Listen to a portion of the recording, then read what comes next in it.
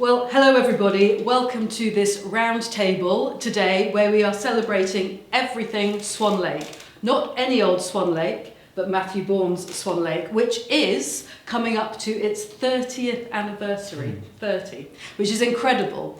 And during those 30 years, not only has the Swan Lake performance won all of the accolades that it could possibly win in this particular space, it's been celebrated, it's been commemorated, it's been reflected, and it's also anticipated as to what's coming next. But it's also done something really phenomenal, quite apart from it being the longest running ballet in the West End here in London and the longest running ballet on Broadway in New York. But when Matthew created his Swan Lake in 1995, he did something which was unique. It was generation changing. He played with gender roles in a way that no other person had done previously within the ballet world. So for the first time, the Swans had always been women, they were men. For the first time, the two protagonists, which were usually a man and a woman, were men. And that's particularly pertinent because at the time of recording, we're sitting here in London at the moment, it's June 2024, although I'm sure this will last forever, it'll be so magnificent. But we're going into Pride Month in London and Pride Month in New York. And of course, this ballet is not just around LGBT, it's a small part of it. But what it did for the LGBT community was to perhaps reframe minds. So before I introduce our esteemed panel, I should say who I am. My name is Daisy Reeves. I'm the Global Inclusion and Diversity Client Relationship Partner at a law firm, which is quite unusual given what we're talking about, but I work at an international law firm called BCLP. So on that, the cast. Steve, can I ask you to introduce yourself and also explain why Matthew Bourne's Swan Lake is so important to you? Thanks, Daisy. Yeah, I'm Steve Kirkham. I was the original cast in 1995 with Isabel, and I was an original cygnet. And it means so much to be a part of something then that is still going now, that is still so resonant now, that it's still making such an impact now 30 years later. So it's got many things to me, but that's one of the main things, I think. One of the originals, one of the OGs. One of the OGs. Yeah. Isabel, over to you. Yeah, so I'm Isabel Mortimer, and I was one of the original members playing the Queen and the Princess of Monaco, which is a background thing. You might not know that in the programmes. But yeah, what does it mean to me? It was life-changing, quite simply. Not just for me, but for all of us when we first did it at Sadler's Wells, the old Sadler's Wells. Mm-hmm. And we'd been through a long rehearsal period, and we put this thing on stage, and suddenly that was it. The audience were risen to their feet, and we kind of had no idea that it was going to be this. It was going to take off in that way. But it's incredible music, and it's an incredible story. And the bit at the end when it used to be back in the day, Adam Cooper scoops up the little boy to take him up to heaven. It's an incredible. It's Shakespearean, I think, in the dance world. Wow, we'll explore that in a little bit more detail. So you two, you worked together, did you? We did. You did. We did. So you're I don't mean to say old friends, I don't mean old friends, but you are historic friends. Mm-hmm. Okay. Yes. Fantastic. Right, Glenn. Hello. Over to you. So who are you and what does Swan Lake mean to you? What's the history with Swan Lake? So I'm Glenn Graham. I'm currently one of the resident artists here at Matthew Bourne's Adventures. My first involvement of Swan Lake was for the 10th anniversary, actually. And I came in and we played multiple roles. I was a big swan at the time, but I've also been the swan at sporadic times throughout 20 years, over a 20-year period, performing the role of the swan in Paris and all throughout America. And then I was the resident director the last time we did the show, which was in 2019. So it was like a strange evolution for me of going from the swan in 2004 all the way up to present day being the resident. So that was quite a significant shift. For me, Swan Lake was a piece that really made me understand who I was as a performer. I think it was so testament for me to understand what I can give and who I am as an artist and as a dancer. But for me, it was the shift of breaking down this gender societal norms, gender stereotypes for male dancers that I felt really comfortable in this space for the first time. I think knowing that men could dance the role of the swan. So Yeah. That's wonderful, thank you. Andy, last but by no means least, Thank you. take it away. I'm Andrew Monaghan. I'm a dancer with the company now, and Swan Lake was my first job with the company. 2013 was my first tour, and then I did it again in 2018-19 when Glenn was resident. I mean, this show, I feel like I was part of the first wave where it was really a big part of my upbringing. So my dad took me to see it in the late 90s. I think I was about 7 or 8, and it just had this massive effect on me. And I went to the barbers and asked them to cut my hair into a beak because I thought I thought it was hair, but it's not. It's makeup. And luckily they said no, thank God. But I just became, fixated on this thing that men could perform in this way and they could show these relationships on stage. And then when I was at ballet school, it was always in my head that I was like, oh, I really, really want to try and be a part of that show in some way. And then in my final year at college, I had a big health scare, and I had a blood clot that went from my subclavian vein, which is the one that goes from your heart. So it was really touch and go, and it got very dramatic. And it took about 8 months to get better with surgeries and medication and everything like that. And the first audition that I did was for Swan Lake when I was healthy again. And I was just like, you know what, if I can get one job, like this is the one, this has got to be it. And then if it's just this one, then I'll be so happy that I've managed to kind of get well enough again to be able to dance, to do the show, and I got it, and it was the most amazing year and a half. I just couldn't believe my luck. It was My amazing. goodness. I loved it. Well, your mental and physical resilience is pretty phenomenal. To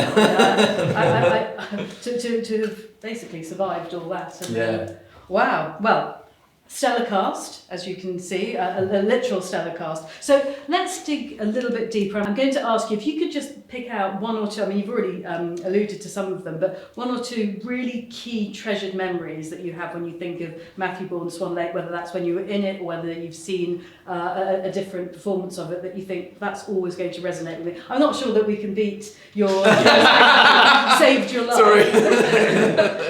But I'm going to pass it back to you. Yeah, of course. Just in case there might not be anything else because you've sparked Yeah. But is there something that really sticks out? Oh yeah, definitely.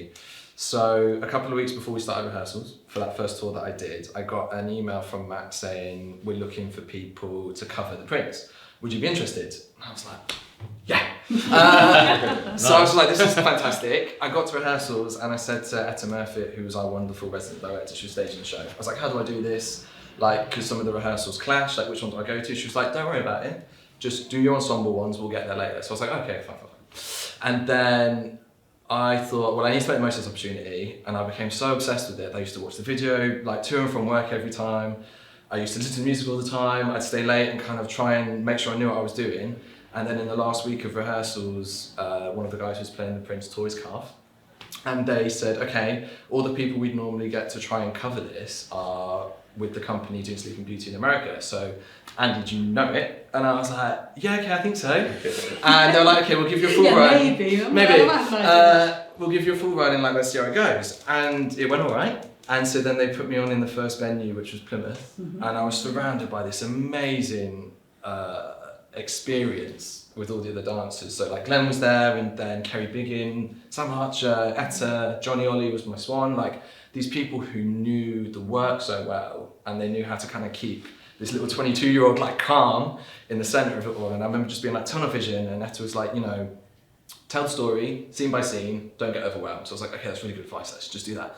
So I was so focused on just trying to get to the end of the show that it was only at the end, and I think Isabel's referenced it, this show gets a reaction like no other. And like the noise honestly just hit me. And I was like, oh, I can't believe this. This is just absolutely incredible. And my mum and dad managed to get there, and they were sat in the middle of this audience with everyone like stood and the noise, and they were just so shocked, just like, this is so surreal. I can't believe what we've just like witnessed. And it was like my first thing. It was just the most brilliant start. They must have been so proud as well. I know you've done other things before, but they must have been so proud when they heard.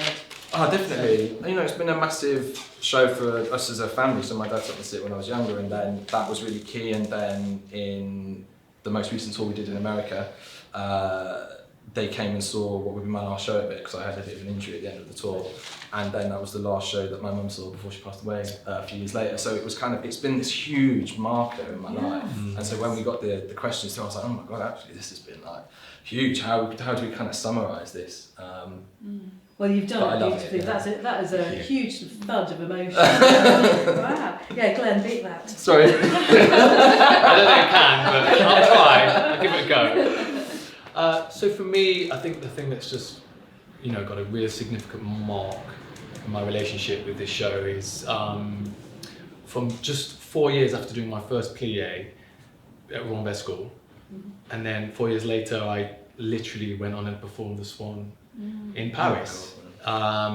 In those days, I was the cover, and when you were covering in those days, you didn't learn the rep. You just had to sort of learn it on your own, or they didn't give you rehearsals at that time. And so basically, one of the main swans got injured, and they said, "Glenn, you're on." So I had 3 hours to learn from the very beginning to the very end a whole Swan Lake piece as the Swan, and it was the most challenging, rewarding, nerve-wracking, exciting, terrifying thing I've ever done in my life.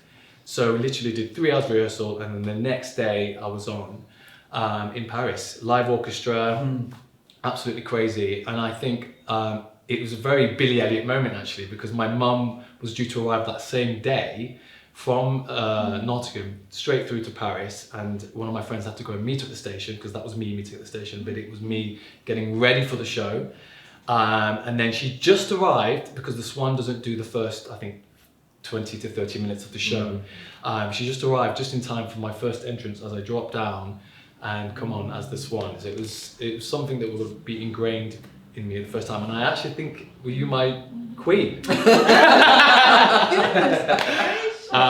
So it was like, 4 years ago, I didn't know what dance was. I had no idea. I just knew that this is something that went well with my body. And then obviously Matt and Etta at the time, they must have had so much faith in me that they trusted me with this show. Not having any technique 4 years ago, and then all of a sudden I'm dancing around the stage in Paris on the international stage. So I think it was the most taxing thing I've ever done in my life, and I don't think anything will ever put my body through that. But then over a period of 20 years, I've always been sort of the cover Swan, and I last did it when I was 40 in Milton Keynes, when I was the resident on the show. Yes. But I was playing the private secretary and the resident director. But one of the swans went off again, and there's this 40-year-old going on, and it was interesting because I played it very differently as a 40. You become over the years somewhat wiser of how to, you had so much energy at 24, and it was the best time I felt like I had performed that role. Was it? Okay. And did your mum know that you'd been jettisoned up to the Swan before she arrived when you? She didn't know. So no. so she came in. She came in, and that was like, oh, there's my son. That is lifting all these women around the stage, and then obviously my prince, which was Neil Penlington, who has been with the company, who's sadly no longer here with us, but I remember him in my audition. He came up to me and whispered in my ear, said, "You need to do this." And then, funny enough, 4 years later, I was dancing the Swan with him, and he was my prince. So, such fun memories, amazing. Full circle, yeah. Isabel, a couple of key memories or resonances around how you feel about the performance. I think the very first time we did it, it was so extraordinary that there were queues around the block of Sadler's Wells, and we just, when we first did it as well, we didn't have all these covers, and it was a big stretch. So I was a contemporary dancer, and this was more ballet based, I would say. So it was a massive learning curve, having to do all this sort of complicated lifts. And Adam and Fiona were the original sort of Swan and Queen, along with Scott Amberlow, who sadly is no longer with us. But amazing cast. So I was covering them with David Hughes and Ben Wright, and so we were kind of the ones that had to be along the side and watch and do it all. But I think one of the things I want to say is that I think the impact that it had on the audience was so extraordinary, and the impact it's had on young boys coming into dance is the thing that really moves me, because it's incredible. It gave a permission and a thing of going, you can come in and do this, and this is a whole show. It's called the Male Swan Lake, which is very annoying for us females. I'm from Matthew. It's a story centered around basically intimacy, connection. How do you connect, and particularly between two males? And so it's a story that ripples out. It's about humanity. It's about mother and son. It's about royalty. It's about, you know, what do you stiff up a lip? What do you let go of? What do you not? I mean, and it's witty and funny as well. And I think that's the thing. You know, Matthew Bourne at the beginning was, you know, there were all these critics coming out saying he shouldn't be allowed to touch this music. He's not allowed. You know, who is he? And of course, people came to see it and said, oh, I've never heard that bit of the music. So he brought the music alive in a completely different way. So there's so many things that we could all say about what the impact's been. But one of the things I want to say is many years of doing it, and hearing people coming out at stage door and weeping and saying, this is the most amazing thing. Then having a break from it and going to be an audience member, I remember sitting in the audience and going, I get it. Yeah. Suddenly I get how moving it is, because when you're doing it, when you go around the front and watch it as a dancer, you're kind of going, I'm not sure about this bit. You're looking at it with different eyes. Yes. So when I'd had a break and I came to see it, I was weeping like everybody else. You sort of allowed your artistic hearts to watch it rather than the technical heart. Yeah. I was distanced enough away from it to just watch it as an audience member and get the impact. Wow. Steve? I mean, jumping on what you said, really, that kind of first week of opening it was just incredible. I mean, we've been in the room, I think, for 9 weeks. Yeah, it was a 9-week rehearsal period, which they don't have now. Right. Because it was just brand new. There was, you know, it was, you know, done Nutcracker, you had a really big response to that. So this was the next stage. It was like the second album. Yeah. Clearly, it had to go up a notch. Yeah. And it did. And I remember the first week of rehearsals as well. Like, you were in a room with everybody in the dance world that you loved and admired, that you'd seen on stage, from Rambert, from London Contemporary, all these contemporaries and people. So the level was really good, and we hit the ground running. It didn't stop. I remember having evening rehearsals for Cygnets with Scott and Matthew, and we were all of us were in the space just making up steps and creating it. It wasn't just Matthew and Scott standing back. Everybody was making a new phrase and making a thing and sticking it together. But you were in a room full of people that you really admired, so you just didn't stop. And the craft, I think the craft in the room of creating that staging and the little moments and the things that just weren't there, that are now a blueprint for what everybody else does. I remember after 9 weeks, we, you know, like anything, when you've been so consumed by the show, we opened, and then it swept in such a way that we were like, blimey, we might be onto something here, you know. And then here we are 30 years later. So that thing was just quite incredible, really, that trajectory that you just kind of felt, you know. Nutcracker was amazing, but it didn't have that thing like that, didn't it? And it really was, it was quite crazy. That's interesting. Sorry, please. I was just going to say, none of this was mentioned. Of course, Les's fantastic designs, Les Brotherson's designs, that those iconic, the boys, Swan legs. Yeah. I mean, you know, brilliant designs that just lifted it into another. Oh, it's the most exciting costume thing, because you've seen it so many times on people that you love, and you go in and you're like, oh my god, I get to wear these, and they're so comfy, because they support. It's the best. Yeah. Although I am the one who's responsible for getting the fringing cut from the Spanish hats. Which to this day, Les, still, every 2 years I get a little message with a picture of a Spanish hat and a very rude word. Because you would run for the entrance and you would do this move where you whack your arms back on your head, and the fringe just kept going. So we were all like that. I'm falling over, and I was like, Matt, we've had a chat and we just can't. So he literally got the fringes cut, and Les has never forgiven me. Never. It's sort of the sore point of forevermore. Exactly. Let's talk about something which, whilst this ballet is not defined as the male Swan Lake or the LGBTQ Swan Lake, there is no doubt that there has been an impact for those populations, including myself. So 1995 was the year I first came out, and there were no real cultural references.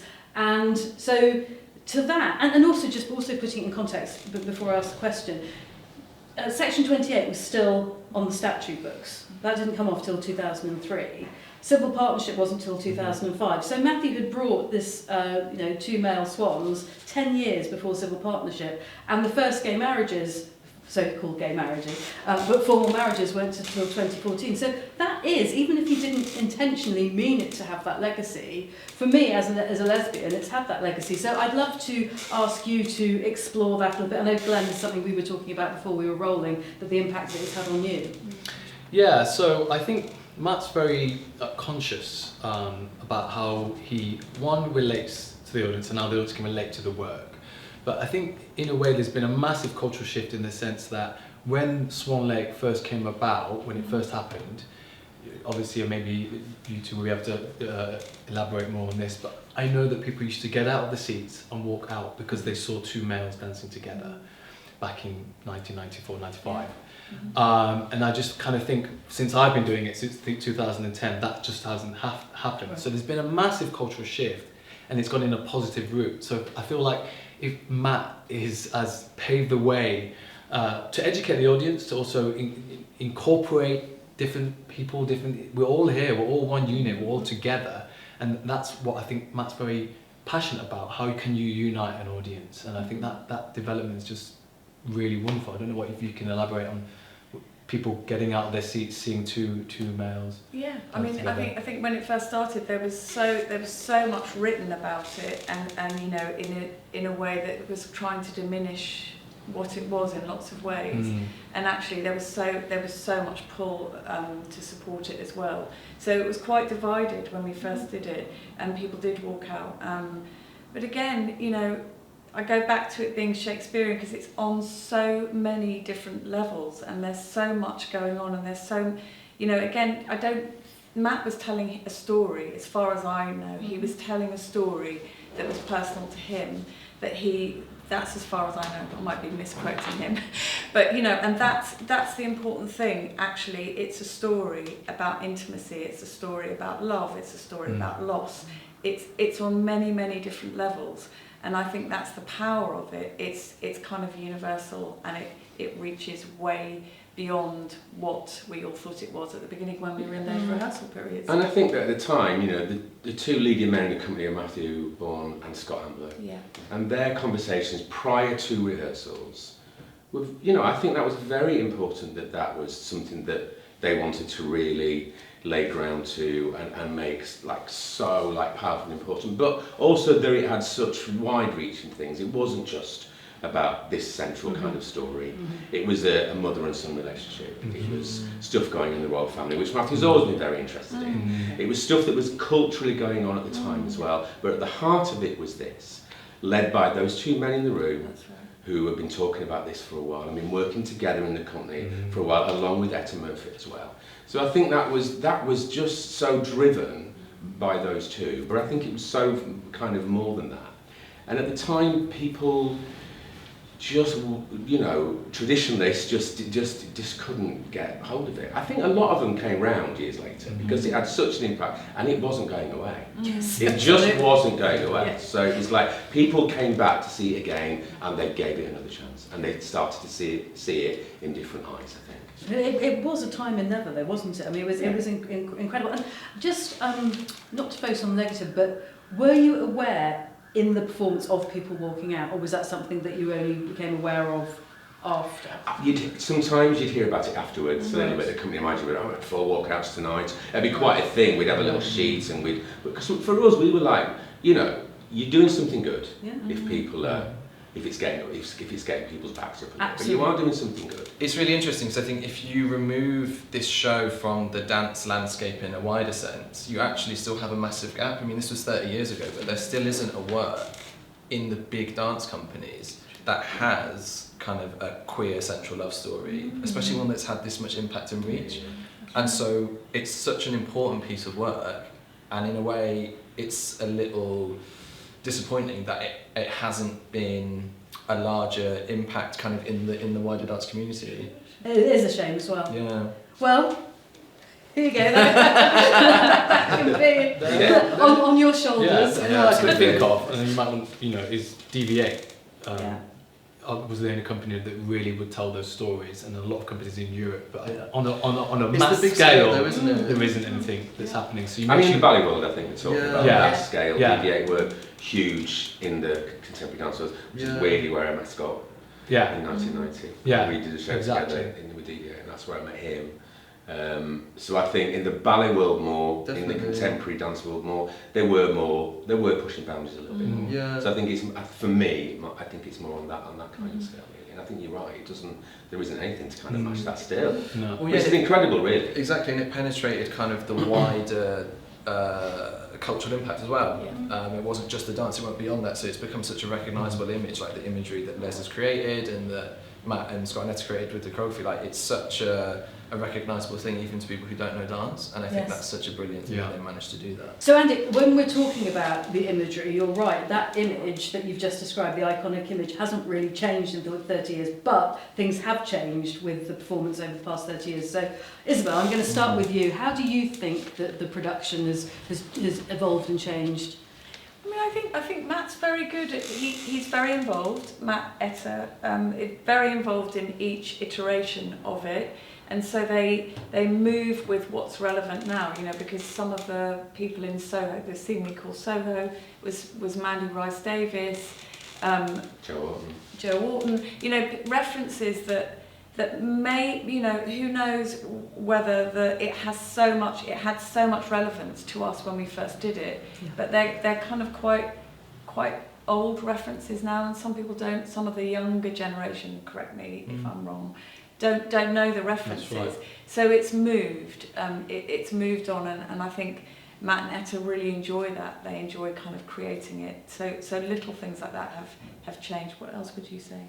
I just think he always updates. I mean, he always does updates, and I think physically there's new moments. There's always new things to be found. He'll call it reimagined. I think this next one's going to be called the next generation, because it's like there's nothing wrong with the original version. The original version was amazing, but why not keep growing it? Why not keep getting more input from the new dancers that are in the space each time, rather than this is what you do and you go there and you do this, which to some extent always happens because it's a long show.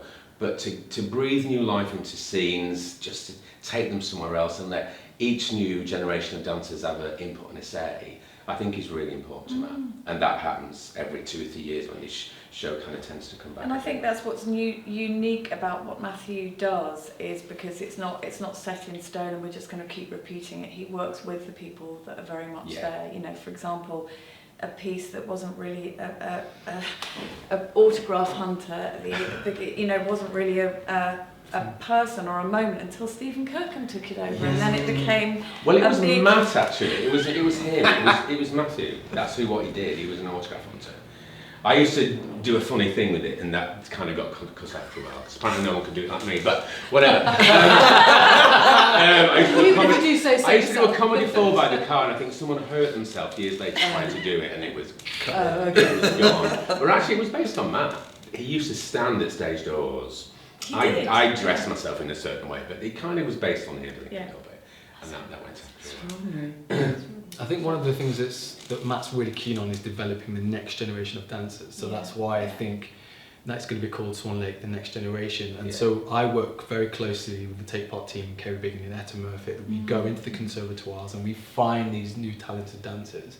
And when they come into the production, that they have autonomy over their characterizations, they have autonomy over everything that they're learning. So Matt is really keen, and that's always evolving. 'Cause every time we get a new fresh cast, they always get the opportunity to evolve things themselves and develop things. And like what you're saying, what you did with the autograph hunter, you know, it's never set in some ways. I think the acts 2 and 4, which are the white acts, they're pretty much set, but they will always evolve. This time around, last time when we did it, we've got new lighting. So it was Rick Fisher before, and now we have Paula Constable. Yeah, exactly. And that's very different, and you can see that from when the first recording happened with the original, with Adam Cooper and Scott Ambler, to the present day recording, that the lighting's so different. It creates a different mood. Les is constantly updating the designs. You know, the little things that just happen, and that is how it keeps evolving. And then the audience evolve with us too, with the story. And Matt's constantly interrogating what's this scene saying? What are we saying here? I think what Matt does brilliantly now is that he allows ownership with each new company, but he still pays reverence to the history of the show. Right. And that's a really hard balance to get, I think. But it's really important that it still is the show, but each new cast injects something new into it. And that's really important because as a dancer, you don't feel like you're just doing someone else's steps. You feel like you've got a say and you've got an input, and it feels like it's yours. And each new cast, and I've spoke to, as we've all spoke to, and been a part of various companies over the years in many ways as resident directors or whatever that is. But they've never felt like they're just doing rehashing an old version of the show. They felt like they are really a part of it, and it's about them and it's personal. Yeah, I mean, we were both involved with the auditions for this next really? wave of cast that's coming in, and it was so brilliant to see all of this new talent come in, and they're so, talented and hungry for it, and seeing that passion, and kind of like we were saying, your audition experience, to be able to go and see someone be like, oh, actually, just do this like this, like that's kind of what they're after, and you see them get the job, and just being able to kind of help bring that new generation in is really exciting. Yeah. And so I think it's going to be a brilliant talk that comes up. You have to tell a story through movement. That's what Matt is. I think that's Matt's key thing. Yeah. That's the priority for him. Is that you can be the most amazing dancer, but you can't tell a story. And so then the auditions, that's where it was geared towards. And that is so key to what we do, and that's what makes it so niche. And that's why we've got so many talent development programs that can help people make that transition. Matt and Etta and Scott, when he was around, used to put a company together really well. Because there's the talent on the stage, and then there's the journey on the road, and there's the life for a year and a half of that show, and that's a lot. You've got to have the right balance of people who can just be cohesive and keep that going for all of that time. And I think he's always been really good at that. I mean, we've seen many relationships spring out of Swan Lake. There are many children out of... Really? There are many like little secrets. I mean, so many relationships were formed and families were formed. You don't just turn up. You don't really want to leave. It's something that carries on the whole time. Well, I don't think there's any better way to end than on that very, very positive note, and that is why, presumably everything that you've all said is why it's here 30 years later, and hopefully it'll be here in 30 years to come. So on that, thank you so much for taking the time. Thank you for everything that you've done, and keep safe, and I'll see you on tour, I guess, in 2025. Thank you very much. Thank you.